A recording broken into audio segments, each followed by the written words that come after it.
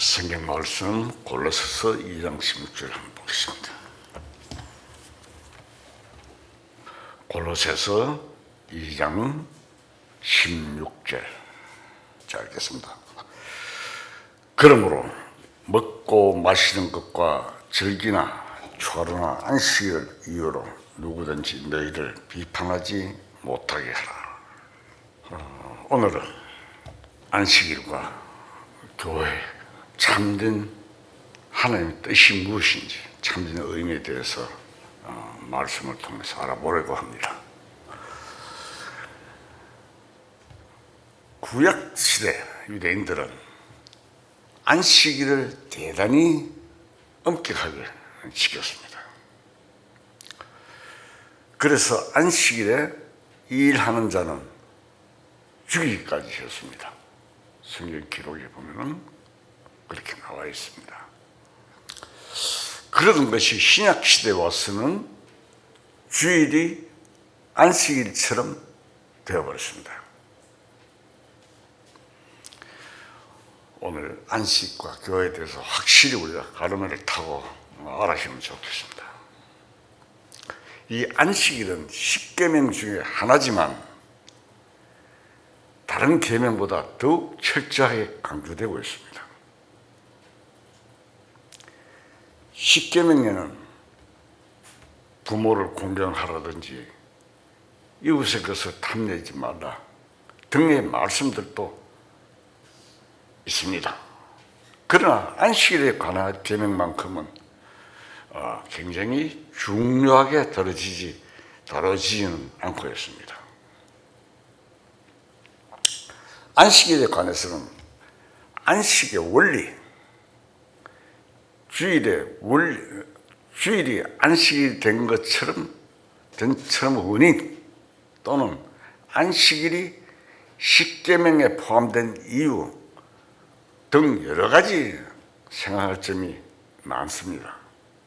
그러나 오늘은 우선 안식일과 교회의 관계에 대해서 상고해 보기로 하겠습니다. 초대 교회들은 유대주의로 인하여 신앙상에 많은 손상을 입었습니다. 갈라디아 교회는 유대 율법주의 중 특히 할례를 받아야 구원을 받는다, 그러한 사상이 침투해 들어와서 적지 않은 혼란이 일어났습니다. 그것을 막기 위해서 쓰여진 것이 바로 갈라디아서입니다. 같은 소아시아 지역 교회인 골로새 교회는 절기나 안식일을 강하게 주장하는 사람들이 있어서 교회 안에 혼란이 생기게 되었습니다. 일찍이 소아시아 지역에는 바벨론 포로로 갔다가 잡혀갔다가 돌아온 이주한 유대인들이 많이 살고 있었는데, 그들 유대인들은 본래 안식일과 절기 지키는 것을 굉장히 강하게 주장하고 또 자랑으로 생각하는 자들이었습니다. 그런 유대인들 중에서 골로새 교회에 나오는 자들을 통해 그와 같은 이단적인 사상이 침투했던 것입니다. 그들은 예수를 믿게 되었으면서도 안식일이나 절기는 반드시 지켜야 한다는 주장을 했습니다. 그렇게 해야 구원을 받는다고 했습니다. 그래서 골로새서 16장 본문에 읽은 대로 이 문제가 언급되어 있는 것입니다. 그 기록에 보면 그러므로 먹고 마시는 것과 절기나 초하루나 안식일을 이유로 누구든지 너희를 비판하지 못하게 하라, 이렇게 기록되어 있는 것입니다. 이 말씀에서 우리는 분명히 유대 사상에 유입된 것을 알 수 있습니다. 그러나 그러한 사상은 구약에서 비롯된 것으로서 유대인들로서는 먹는 것이나 마시는 문제에 대해서도 엄격한 규율이 있었습니다. 레위기 민수기를 보면 어떤 고기는 먹고 어떤 고기는 먹지 못하며 또 어떤 곤충은 먹고 어떤 곤충은 부정해서 먹을 수 없다는 등 율법적으로 명령을 내린 조항들이 많이 나옵니다. 그러나 사실 그러한 규정들은 모두 예수님과의 관계를 설명하는 그림자이므로 그 자체가 중요한 것은 아닙니다. 애국의 장자를 치는 하나님의 무서운 재앙에서 구원받은 것을 기념하는 6월절은 예수님이 십자가에 못 박혀 피 흘리심으로 성취되었으며 출애굽 후에 광야 생활을 기념하는 초막절은 예수님의 지상 재림 후 있을 안식의 세계인 천년왕국에서 지켜질 것입니다. 그러나 유대인들은 이러한 월사이나 절기들을 계속 지키고 있으면서도 그것이 그리스도의 몸과 관계되는 것임을 알지 못하고 있습니다. 예수 그리스도 안에서 구원받은 사람은 누구나 안식을 얻는 것이며 또 그리스도 몸인 교회 안에서 계속적인 안식의 생활을 누릴 수가 있다는 사실은 전혀 몰랐기 때문에 아마 빚어진 혼란이었습니다. 이 문제는 비단 골로새 교회뿐만 아니라 다른 여러 교회에서도 크게 문제로 대두되었습니다. 자, 그런데 문제는 오늘까지도 그 참된 원리를 알지 못하는 사람들이 이것을 똑같이 문제시하고 있다는 사실입니다. 지금도 안식일을 주장하는 교파가 있습니다. 비록 교파는 다르다 할지라도 안식일을 주장하거나 주일을 안식일과 같은 의미에서 철저히 지키려는 경향이 있는 것입니다. 초대교회는 시대적으로 가덕이었기 때문에 구약에서 신약으로 넘어가는 한 가덕이었습니다. 그 가덕이었기 때문에 안식일 문제에 대한 논란이 지금보다 훨씬 많았던 것 같습니다. 구약 성경을 보면 토요일을 안식일로 지켜야 되어 있었고 또 그때까지 그들은 그 명령을 철저히 이행했습니다. 그런데 안식 후 첫날 주님의 부활로 기념하기 위한 모임이 있게 되었습니다. 자, 그래야 그때부터 율법적으로 지켜오던 토요일에 쉬어야 할 것인지 아니면 부활의 날인 일요일 날에 쉬는 것이 좋을지 그때 당시로 짓기가 굉장히 어려웠던 것입니다. 그에 대해서 바울의 태도는 상당히 포용력이 있었습니다. 바울은 로마서와 갈라디아서에서 이 문제에 관한 다음과 같이 언급하고 있습니다. 로마서 14장 5절 한번 보겠습니다.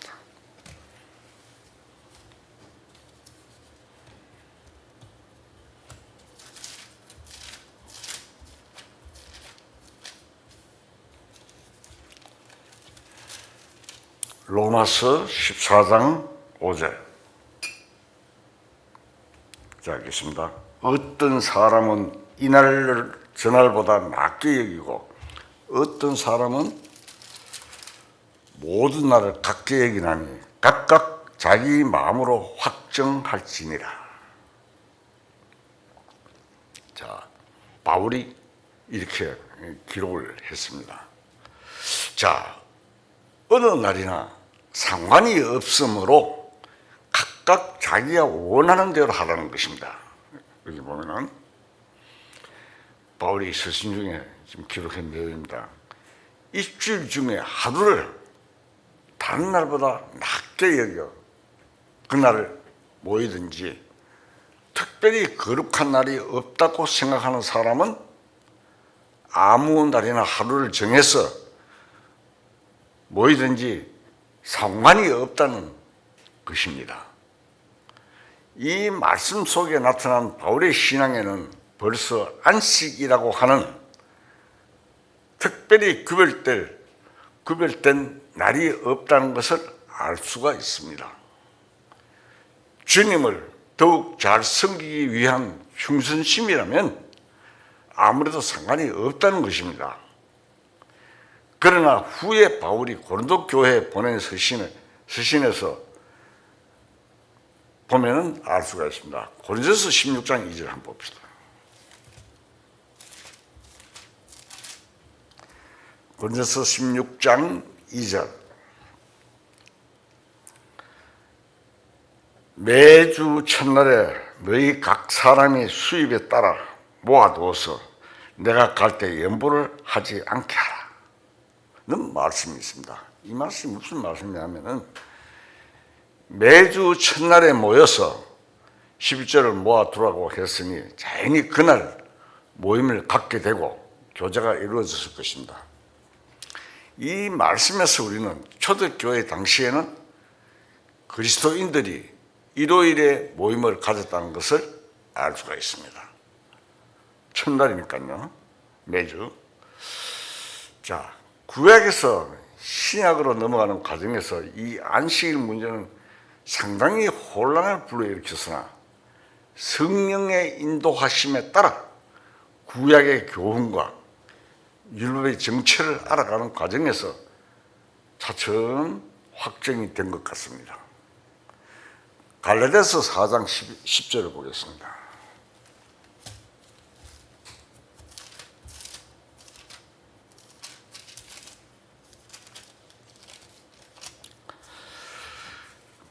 갈라디아서 4장 10절 제가 읽겠습니다. 너희가 날과 달과 절기와 해를 삼가 지키니 내가 너희를 위하여 수고한 것이 헛될까 두려워하노라. 갈라디아 교회는 할례를 주장하는 율법주의가 침투하여 크게 문제를 불러일으킨 바 있으며 안식일과 여러 가지 절기도 주장하며 지키고 있었습니다. 본래 바울은 갈라디아의 예수님을 믿음으로써 구원을 받는 순수한 복음의 진리를 전했습니다. 그래야 많은 사람들이 구원을 받고 교회가 세워졌던 것입니다.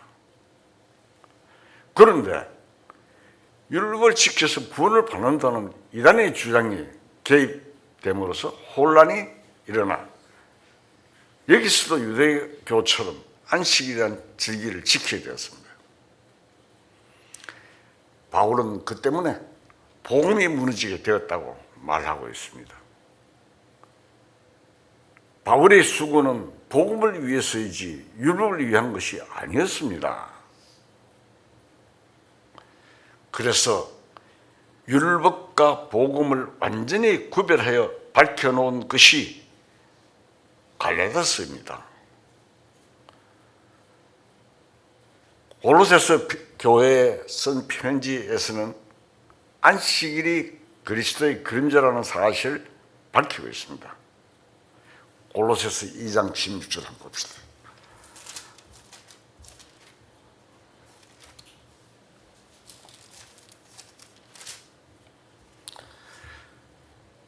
골로새서 2장 16절 제가 읽겠습니다. 그러므로 먹고 마시는 것과 절기나 초하루나 안식일을 이유로 누구든지 너희를 비판하지 못하게 하라. 이것들은 장래 일의 그림자이나 몸은 그리스도의 것이니라. 자, 절기나 안식일은 하나의 상징적인 그림자요. 그 본체는 바로 예수 그리스도의 몸이라는 뜻입니다. 즉 그리스도의 몸이 안식일의 근본이 됨을 말하고 있는 것입니다.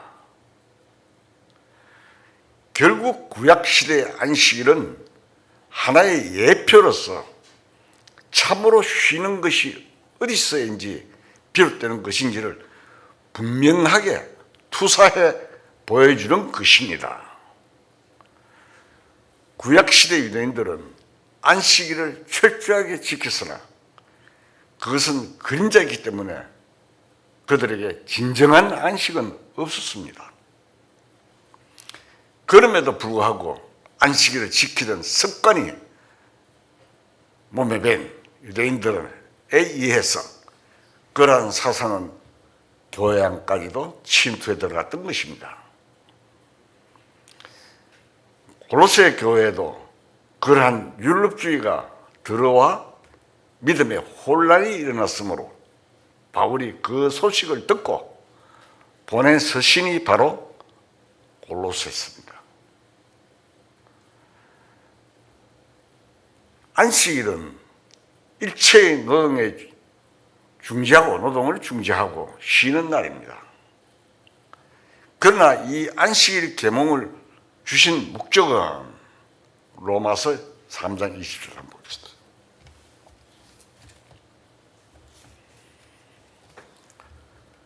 로마서 3장 20절.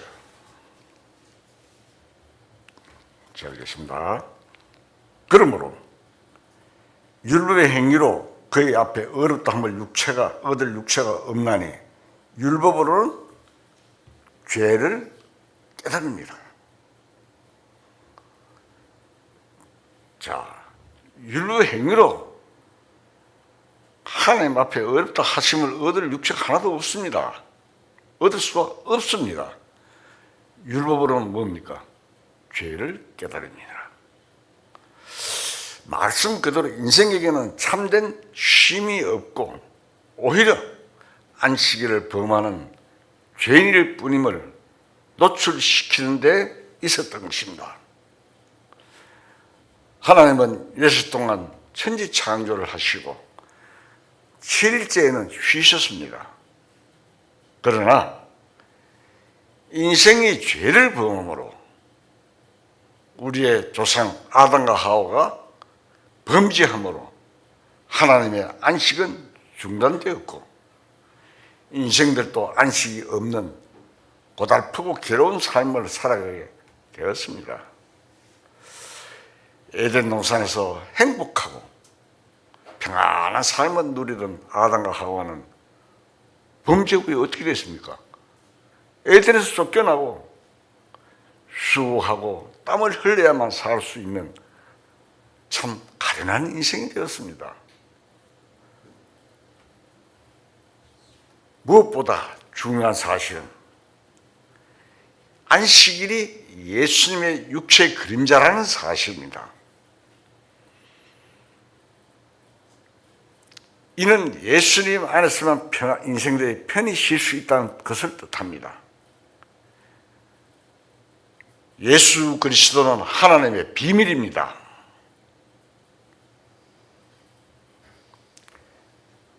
왜냐하면 예수님의 육신에 의하여 모든 인생들이 수고하고 힘들어야 할 일들을 다 성취되었기 때문에 누구든지 예수님만 믿으면 애쓰거나 노력할 필요 없이 예수님 안에서 편히 쉴 수가 있습니다. 예수님은 십자가에서 운명하시기 직전에 무슨 말씀을 하셨습니까? 다 이루었다고 말씀하셨습니다. 인생들은 이제 할 일이 없어졌다는 뜻입니다. 인생들 자신이 힘써 해야 할 일이 예수님의 육체에서 완성되었기 때문에 이제는 예수님 안에서 쉴 수 있게 되었다는 뜻입니다. 그래서 예수는 이 세상에 육체로 계실 때 말씀하십니다. 마태복음 11장 28절.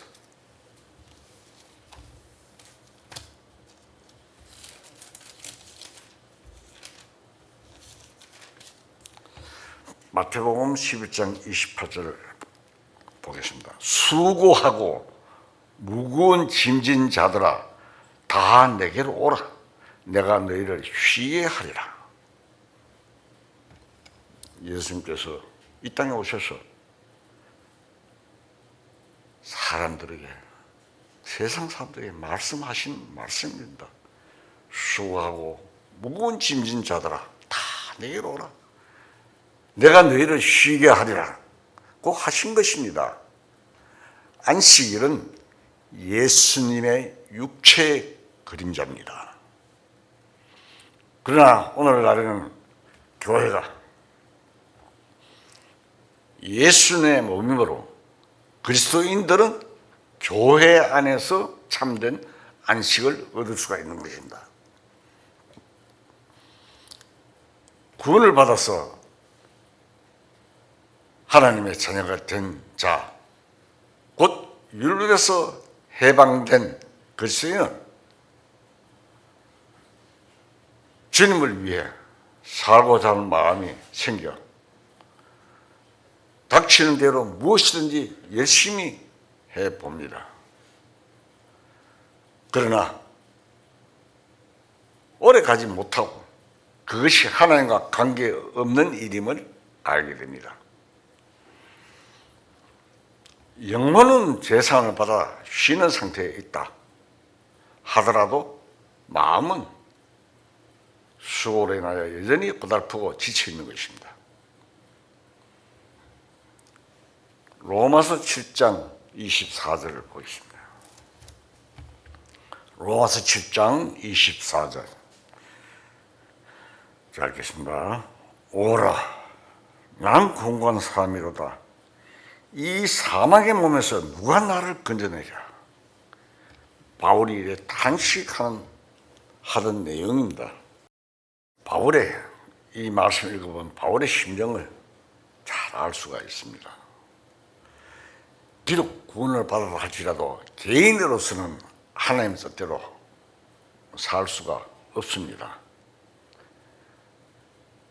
왜? 손가락이 글씨를 쓰고 해도 손 전체가 움직이지 않으면 안 되고, 입이 밥을 먹고 싶어도 손이 밥을 운반해서 오지 않으면 안 되는 것이 같은 이치입니다. 제가 잘 아시는 분 한 분이 마비가 그랬어요. 그런데 손으로 글씨를 쓰고 다 하시던 분이 컴퓨터도 못하고 말을 안 들어주니까 글도 못 쓰고 이러한 것을 제가 보았습니다. 하고 싶어도 못하는 겁니다. 우리 각 사람은 구원받기 전에는 이뤄진 개인이었으나 구원받은 후에는 그리스도의 몸에 붙어있는 한 지체입니다. 초대교회에서부터 내려오면서 거듭난 무리, 그리스도인들은 전부 다 한 지체입니다. 머리이신 주님은 몸인 교회가 당신의 뜻대로 활동하기를 원하시고 몸 전체를 통하여 어떤 일이 되어지기를 원하십니다. 구약시대 때부터 하나님께서는 사람을 통해서 일을 하셨습니다. 모세, 다윗, 아브라함, 모든 앞에 일들을 보면 하나님께서 바울 통해서 일을 하십니다. 그러나 많은 그리스도인들이 혼자서 하나님의 뜻대로 살아가려고 하다가 심한 갈등에 빠져버립니다. 왜? 해가 안 되니까. 혼자서는 하나님 뜻대로 살 수가 없습니다. 그러한 생각을 버리고 몸인 교회 안에서 머리를 붙들어야 하는 것입니다. 왜? 몸에 주님의 몸된 교회라고 하잖아요. 머리 대신 주님. 고린도서 2장 18절 한번 봅시다.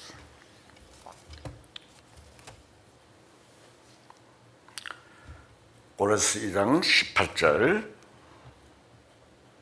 잘 읽겠습니다. 아무도 꾸며낸 겸손과 천사 숭배를 이유로 너희를 정죄하지 못하게 하라. 그가 그 본 것에 의지하여 그 육신의 생각을 따라 헛되이 과장하고 머리를 붙들지 아니하는지라. 온몸이 머리로 말미암아 마디와 힘줄로 공급함을 받고 연합하여 하나님이 자라게 하심으로 자라느니라.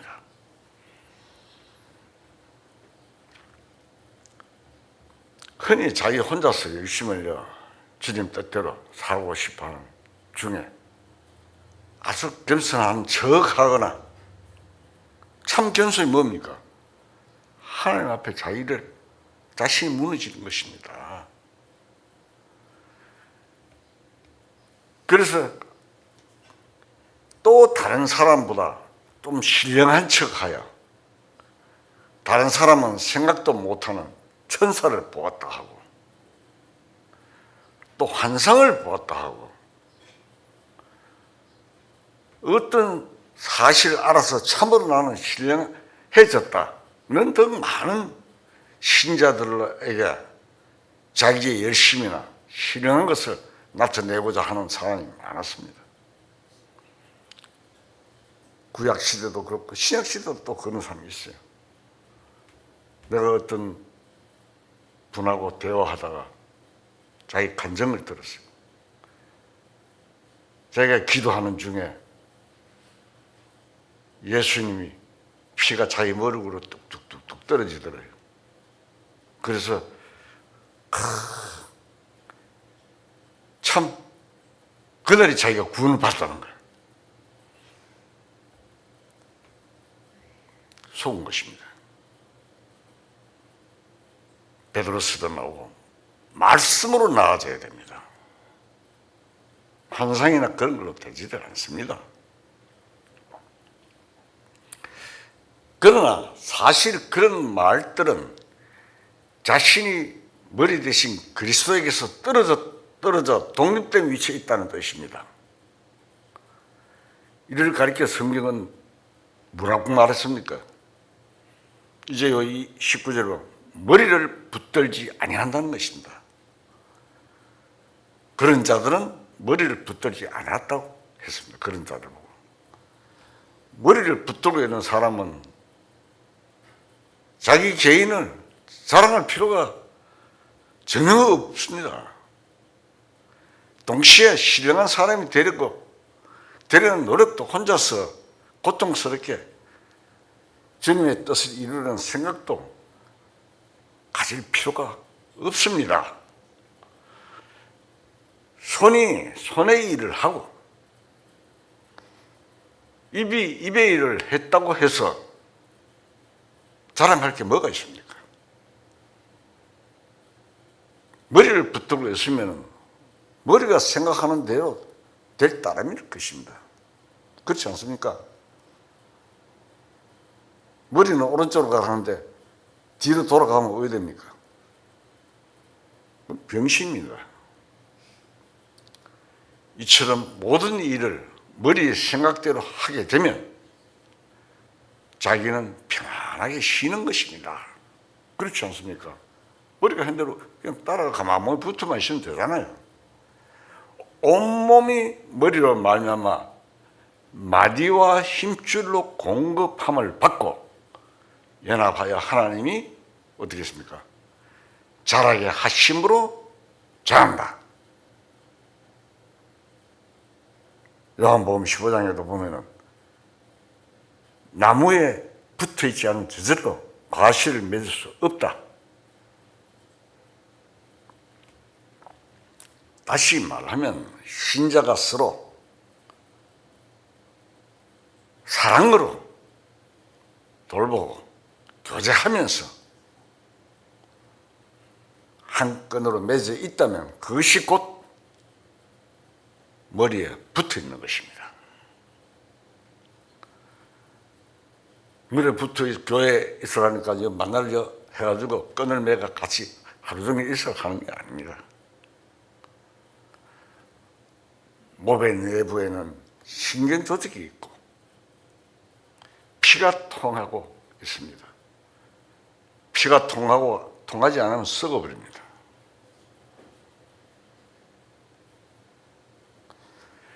뇌에는 육신의 모든 지체의 신경이 집결되어 있습니다.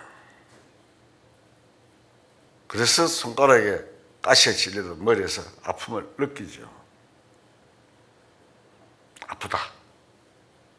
그래서 마주와 힘줄로 공급함을 바꾸라고 한 것입니다. 이렇게 연결되어 있으면 자기 혼자서 주님을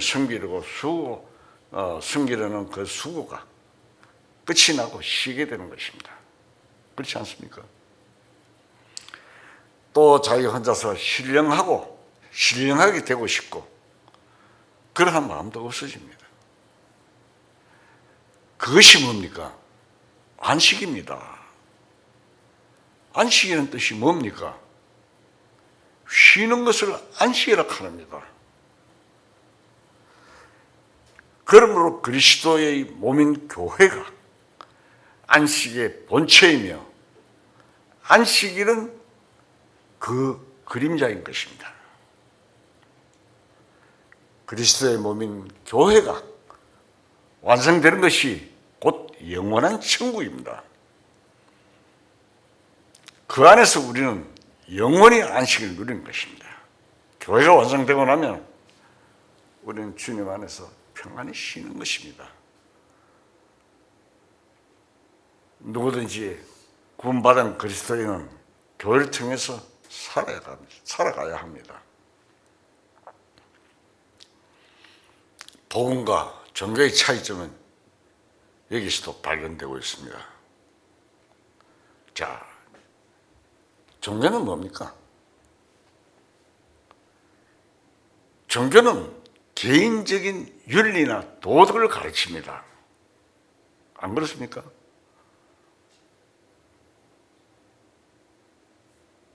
불교든 해교든 등등 유교든 전부 다 윤리와 도덕을 가르칩니다. 모든 자연인 하나하나에 대하여 윤리와 도덕만을 강요하는 것입니다. 그러나 복음은 그렇지 않습니다. 그리스도인들의 생활이 그뿐이라면 그것은 하나님 앞에 아무런 가치가 없을 것입니다. 그렇다고 해서 그리스도의 복음이 윤리나 도덕을 전혀 무시한다는 것은 아닙니다. 하나님의 자녀로 거듭난 그리스도인들에게 있어서는 윤리와 도덕은 자연인의 그것과는 차원이 다르다는 이야기입니다. 그것은 단순한 규범이 아니라 한 몸을 이루고 살고 있는 교회에게 주신 새 계명이 있기 때문입니다. 요한복음 13장 34절을 보겠습니다.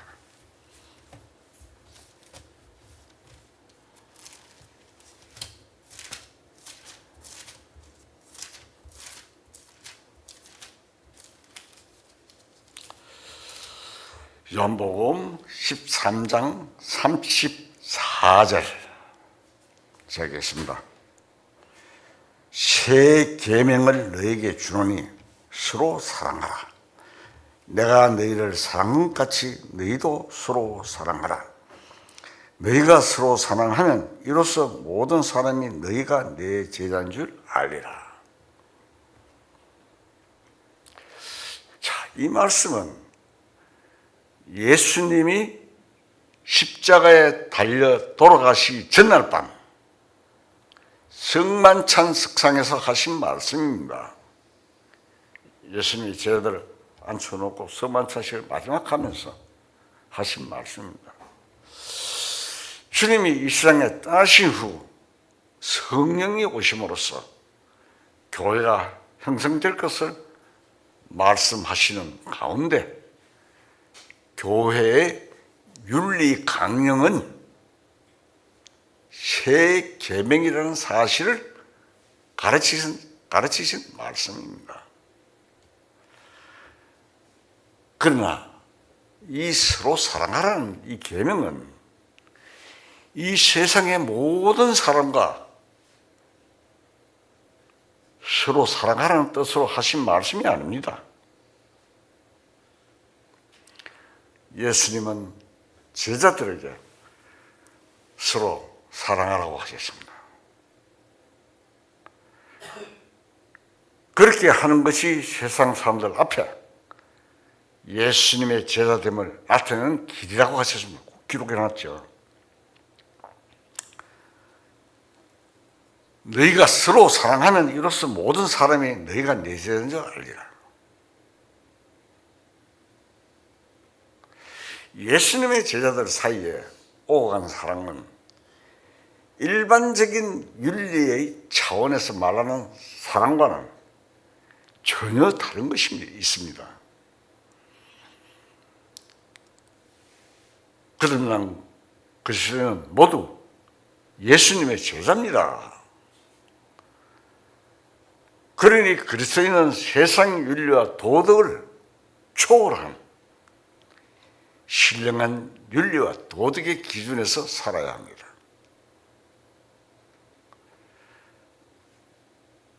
우리가 한 국가의 국민으로서 또는 부모와 자식으로서 그리고 이웃 사이에도 지켜야 할 윤리적 기준이 있습니다. 그리스도는 이것들을 생활 가운데 실천해야 합니다. 그러나 먼저 교회의 윤리가 바탕에 되지 않으면 안 됩니다. 교회 윤리가 뭡니까? 방금 말씀드렸잖아요. 세계명 사랑입니다. 주님께서 주신. 어떤 그리스도인은 자연인으로서 윤리 규범을 잘 지켜 많은 사람들의 칭찬을 받기도 합니다. 우리 주변에 그런 사람들을 많이 보죠. 그러나 교회의 일원으로서 새 계명을 지키는 것보다 차원 높은 그리스도의 몸의 생활이 기초가 되어 있지 않으면 그것은 참 그리스도의 생활을 하고 있지 않는 것입니다. 구분이 딱 되는 것입니다. 이러한 이유에서 성경의 진리는 종교적인 교훈이나 사회적인 윤리 철학, 기타 도덕적인 교훈과는 전혀 성격이 다른 것입니다. 오늘 많은 성경 해석가가 해설자나 또 설교자들이 범하고 있는 오류는 성경의 교훈을 일반 윤리나 도덕적 등과 동질적인 것으로 취급하고 있다는 점입니다. 차원이 다른데 성경 몇 구절 읽어놓고는 그 성경 말씀을 일반적인 윤리나 도덕적인 기준에서 가르치는 것입니다. 제가 주일마다 이렇게 말씀을 전하고 있는데 어떤 사람들이 그런 말씀을 저한테 많이 주문을 합니다. 성경 한두 구절 읽어놓고 덕담도 하고 그저 세상 살아가는 이야기 해주면 얼마나 좋겠느냐. 조름도 안 오고 뭐 이런 이야기를 주문을 합니다.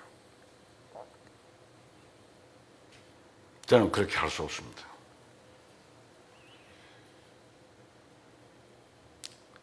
성경 말씀은 두 종자를 섞어서 뿌리지 말라는 말씀도 있습니다.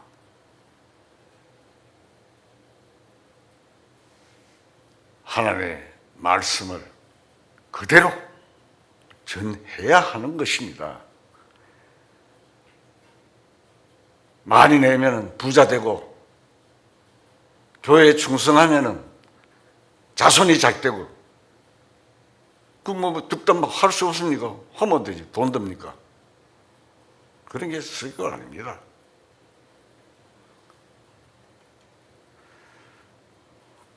고린도서 13장 우리가 잘 알잖아요. 찾지는 않겠습니다. 고린도 13장을 뭐라 합니까? 사랑장이다 그러잖아요. 노래도 나고도 요즘 보니까. 사랑은 언제나 온유하고 가고.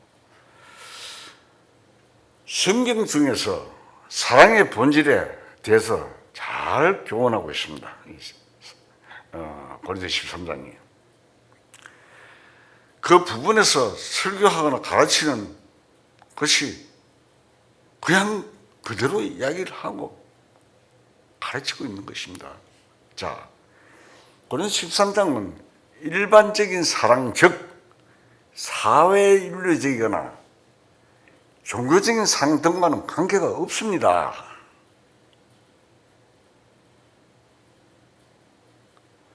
그것은 철저하게 교회 안에서 지체들끼리, 제자들끼리 서로 사랑하는 문제인 것입니다.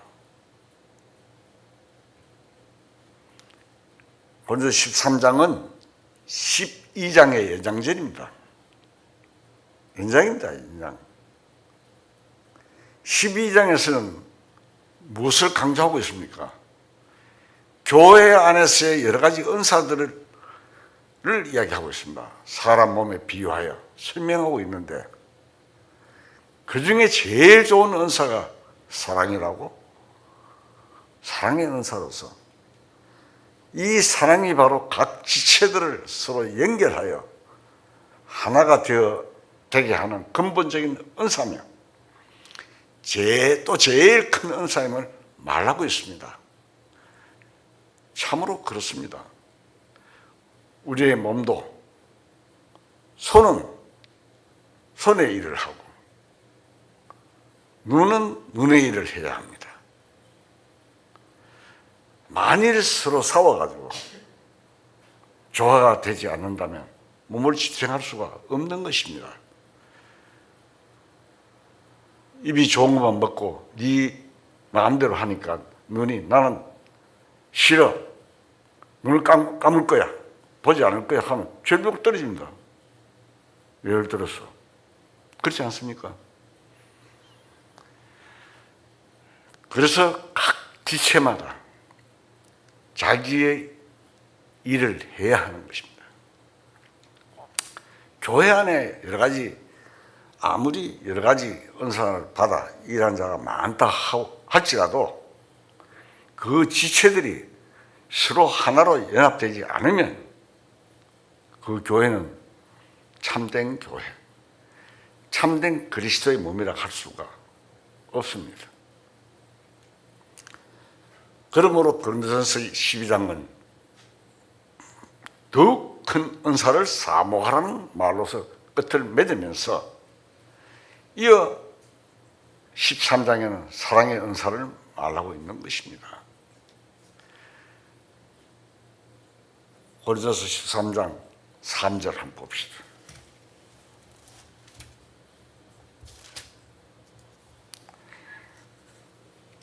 쭉 다 읽으면 좋지만 시간상 제가 3절을 읽겠습니다. 내가 내게 있는 모든 것으로 구제하고 또 내 몸을 불사르게 내어줄지라도 사랑이 없으면 내게 아무 유익이 없느니라. 자, 내가 내게 있는 것을 모든 것을 구제하고 내 몸을 불사르게 내어준다 하면 세상적으로 이상 큰 사랑이 뭐가 있습니까? 세상의 윤리 도덕으로 보면은 이 말씀은 이 세상에서는 분명히 큰 사랑으로 높이 평가될 일들이 참된 사랑의 차원에서는 부정되고 있다는 점을 알 수가 있습니다. 그렇지 않습니까? 이거 보면 사랑이 없으면 내가 아무것도 내게 아무 유익이 없다.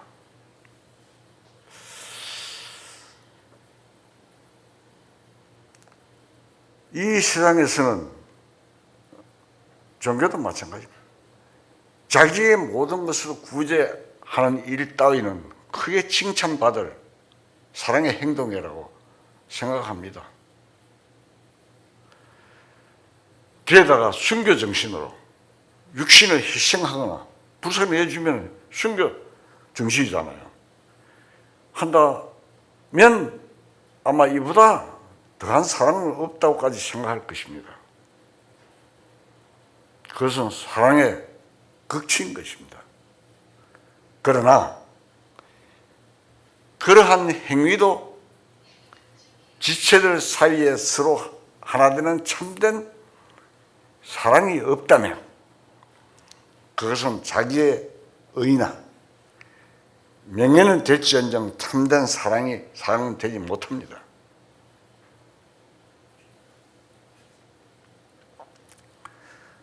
사실 이 세상에는 그렇게 사는 사람들이 많습니다. 한번 보십시오. 자기 재산을 전부를 어떤 자선기관에 희사한다든지 의리나 명예를 위해서 생명을 바치는 등의 신뢰는 얼마든지 있는 것입니다. 깡패들도 뭐 든목을 위해서 딴바위도 가고, 안 그러면 그 죄를 묻어주기 위해서 자기 몸을 죽는 일까지도 많이 있지 않습니까? 자, 어떤 공산주의자는 죽으면서 어떻게 합니까? 공산당 만세 하면서 부르면서 죽고, 또 옛날 일본군은 어떻습니까? 천하폐하 만세 하고 죽죠. 안 그렇습니까? 그 알라신 있는 사람들 공격하고 자폭하면서 알라신 만세 외치면서 죽는 게 또 많습니다. 우리 주변에 보면. 그러나 이는 모두 일종의 종교적인 행위입니다. 공산주의도 종교입니다. 이러한 것들은 자신에게 아무 유익이 없을 뿐만 아니라 성경 속에서 말씀하고 있는 참된 사랑도 아닙니다. 그 외에도 성경 말씀 중 행위에 대해서 교육한 말씀이 많이 있는데 이는 대부분 지체와 지체 사이의 조화를 강조한 말씀들이며 일반적인 윤리와 도덕을 명의한 것은 아니라는 것을 알 수가 있습니다. 골로새서 2장 20절 봅시다.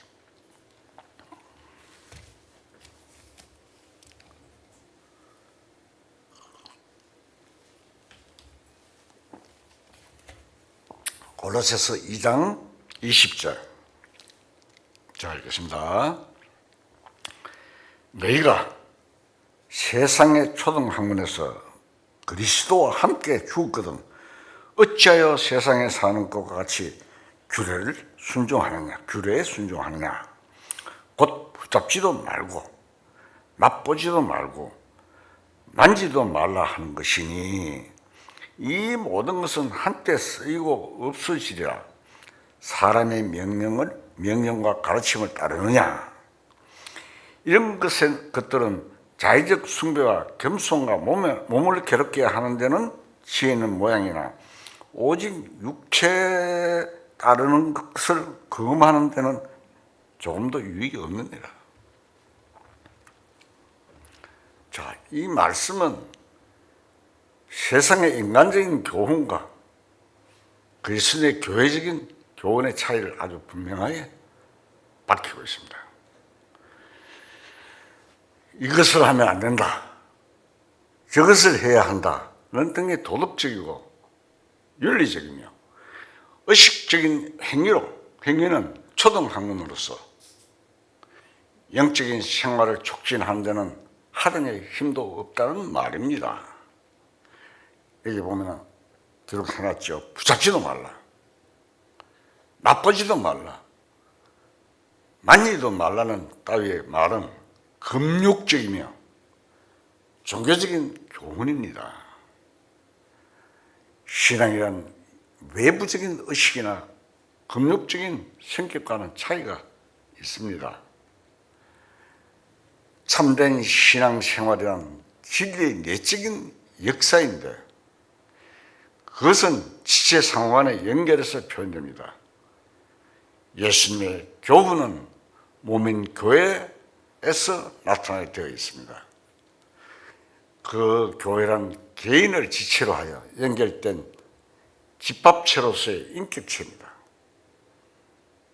조직체가 아닙니다. 그렇기 때문에 이 사실을 확실히 깨닫고 깨닫지 못하고 성경에 있는 행위적인 교훈을 개인에게 함부로 적용해서 설교하거나 가르치면 일반적인 종교적 교훈이 되어버리는 것입니다. 굉장히 주의해야 하는 것입니다. 그래야 차츰 그리스도의 복음은 실제 종교적 교훈이 되어버리면 어떻게 됩니까? 차츰 그리스도의 복음은 죽어가고 일반적인 종교 반열에 들어가 한낱 종교적인 기독교로 변해가는 것을 말하는 것입니다. 그것을 우려하는 것입니다. 교회란 분명히 이 세상에서 하나님의 것으로 부르심을 받은 새로운 인격체임과 동시에 하나님의 계획이 함께하고 있는 세상을 초월한 단체입니다. 세상에서나 세상 것이 아닙니다. 그 의미와 가치와 활동이 세상의 것과는 다른 신령한 단체입니다. 대단한 것입니다. 그래서 세상에서는 나그네라고 했으며 세상의 것이 아니기 때문에 세상에서는 미움을 받는다고 하셨습니다. 요한복음 15장 18절을 보겠습니다.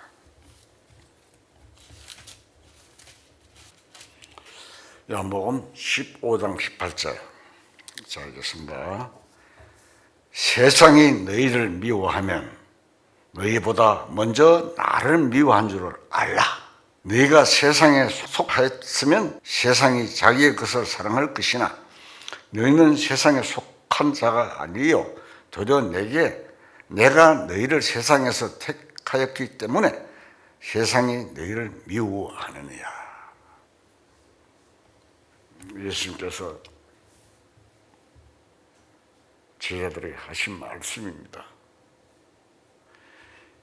이것은 예수님이 제자들에게 하신 말씀이지만 제자들은 교회의 기초를 형성한 사람들이므로 교회에게 하신 말씀인 것입니다.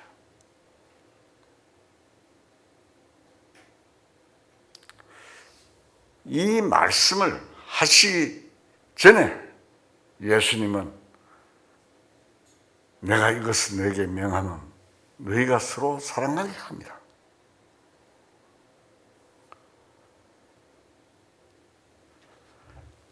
이 세상에 속하지 않은 무리들이니 세상과 사랑하지 말고 세상을 사랑하고 세상과 사랑하지 말고 너희가 서로 사랑하라.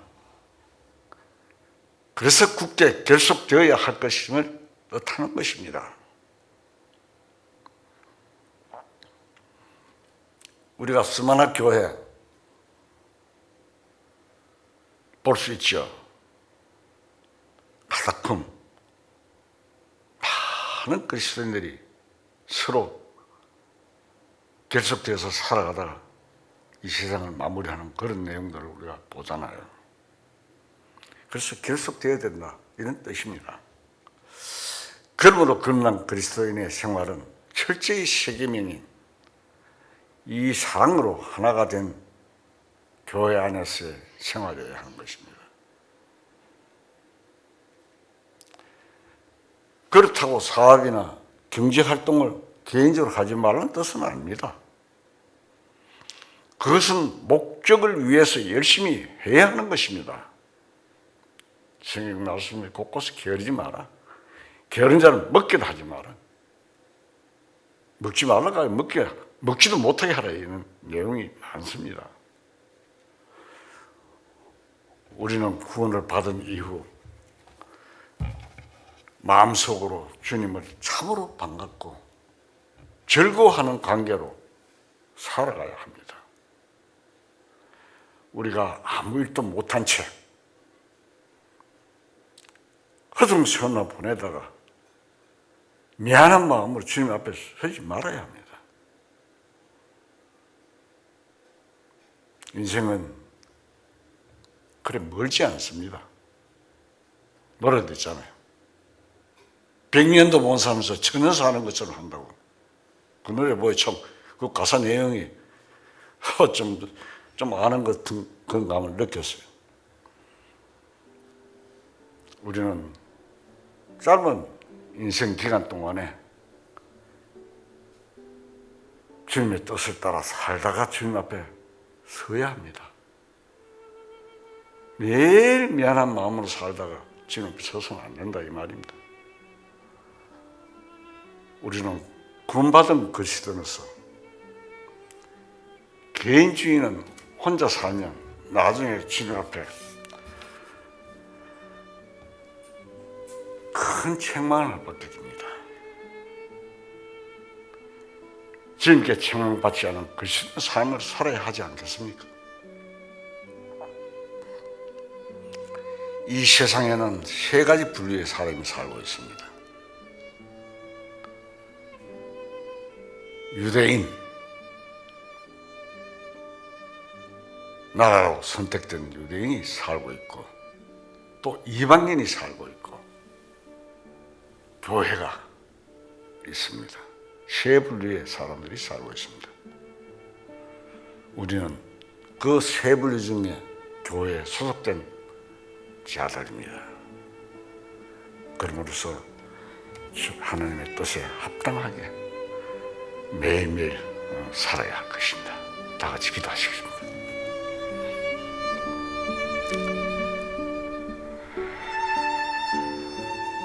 일러주신 말씀을 통하여 안식일과 교회에 대한 하나님의 뜻을 알게 해주신 은혜 감사합니다. 잠시 머물다 갈 나그네 세상에서 어떤 시험이나 고난을 당해도 낙심하지 말고 주님만 바라보고 주님 배울 영광의 그날까지 달려갈 수 있게 도와주시옵소서.